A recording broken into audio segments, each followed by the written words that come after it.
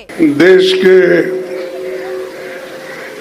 सभी कांग्रेस जनों को कांग्रेस के स्थापना दिवस पर हार्दिक बधाई देता हूं। आप सभी को नए साल की भी अग्रिम बधाई। 28 दिसंबर 1885 को मुंबई में कांग्रेस की स्थापना हुई थी। तब से 62 सालों तक करोड़ों कांग्रेस जनों ने अंग्रेजों से संघर्ष किया, त्याग किया, बलिदान दिया और जेलों में मुश्किल यातनाएं सही। तब कहीं देश को आज़ादी मिली।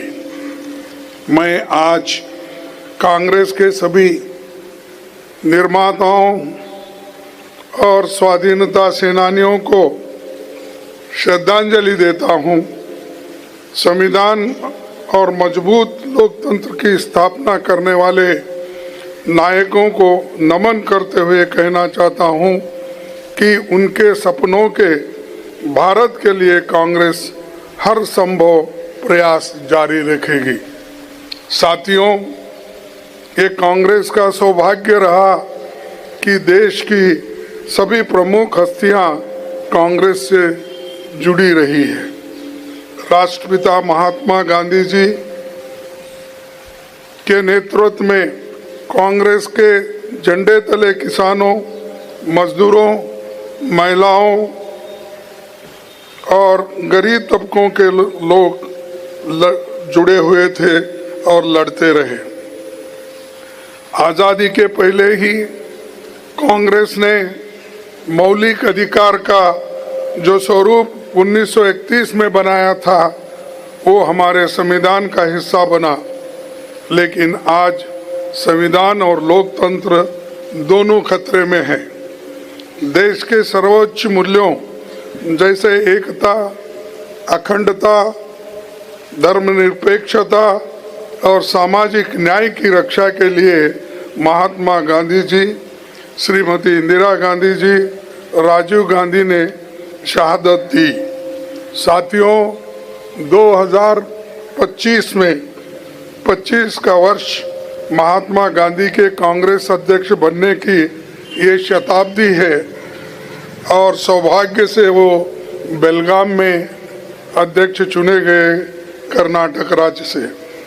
संविधान को स्वीकार किए जाने के ये 75वां वर्ष है। वंदे मातरम का 150वीं जयंती है और 2026 का वर्ष दादा भाई नौरोजी का 200वीं जयंती है। सरोजिनी नायडू के कांग्रेस अध्यक्ष बनने का शताब्दी वर्ष है। झंडा ऊंचा रहे हमारा गीत की भी शताब्दी है। ये गीत दिसंबर 1925 में कानपुर कांग्रेस अधिवेशन में पहली बार गाया गया था। साथियों, 1947 में भारत की आज़ादी के आसपास दुनिया के कई देश आज़ाद हुए। कुछ देश विफल रहे तो कहीं तानाशाही छा गई।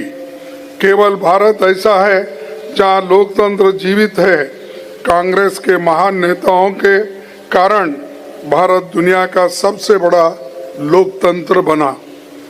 हमारे नायकों ने विजन के कारण भारत खेती बाड़ी, अंतरिक्ष, परमाणु और कई रणनीतिक क्षेत्रों में दुनिया में सम्मान के साथ खड़ा हुआ।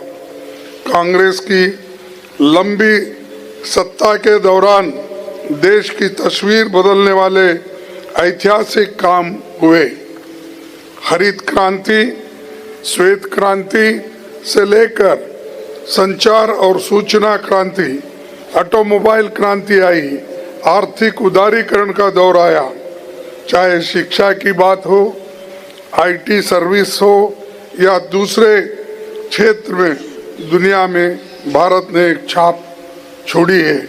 ये सब कांग्रेस की बड़ी उपलब्धियां हैं और इसीलिए आज देश इस स्थिति में आने के लिए एक उपलब्धि कर दी है। मैं ये याद दिलाना चाहूँगा कि सोनिया गांधी जी के अध्यक्ष काल में यूपीए सरकार में नागरिकों के अधिकारों की रक्षा का दायरा और बढ़ा। डॉक्टर मनमोहन सिंह के प्रधानमंत्री काल में हक हकूक आधारित अप्रोच के तहत कानून बने। RTI, RTE, food security, MNREGA, forest rights और भूमि अधिग्रहण जैसे ऐतिहासिक कानून बने जिसको दुनिया ने तारीफ की। कांग्रेस की सोच हमेशा समाज को आगे ले जाने की रही है। आज़ादी के आंदोलन में महात्मा गांधी जी ने कांग्रेस को सामाजिक सुधार, छुआछूत के विरोध, आर्थिक स्वावलंबन, बराबरी के अधिकार, सांप्रदायिकता के विरोध जैसे मसलों के लिए तैयार किया। कांग्रेस को रचनात्मक कामों से जोड़ा। कांग्रेस की सोच हमेशा बड़ी थी, लेकिन पिछले 11 वर्षों में मोदी सरकार ने कांग्रेस द्वारा बनाए गए संस्थानों को कमजोर किया जा रहा है।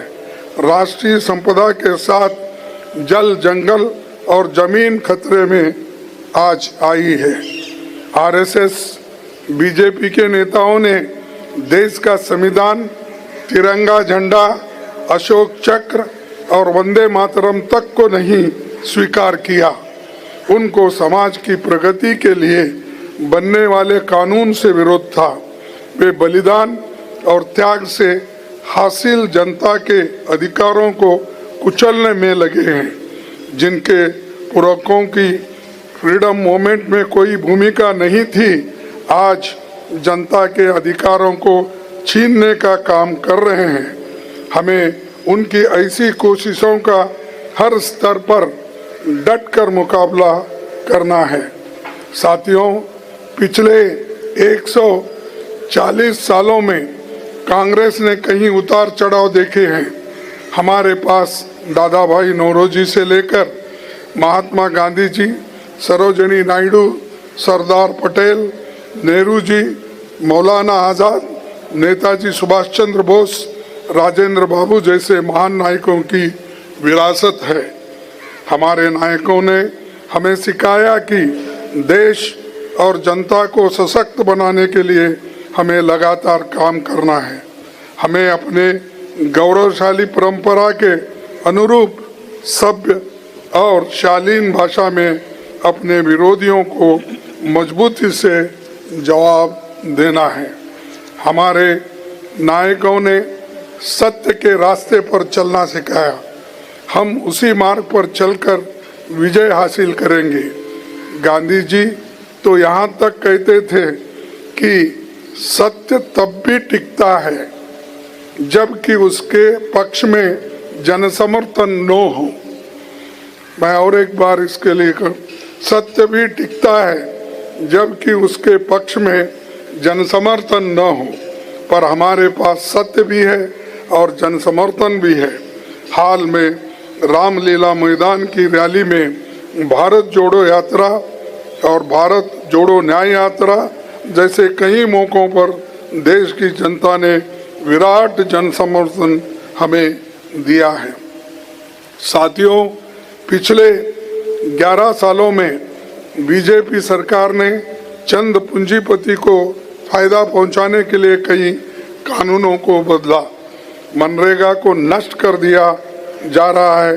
जल, जंगल और जमीन की लूट जारी है। सरकार फर्जी आंकड़ों से खेल रही है और सच छिपाने के लिए अभी तक सेंसस नहीं कराया जा रहा है।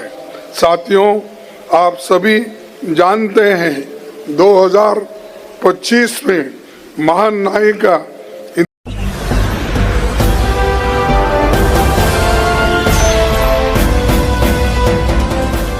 देख रहे हैं लाइव न्यूज़ 9 99 राष्ट्र सबसे पहले।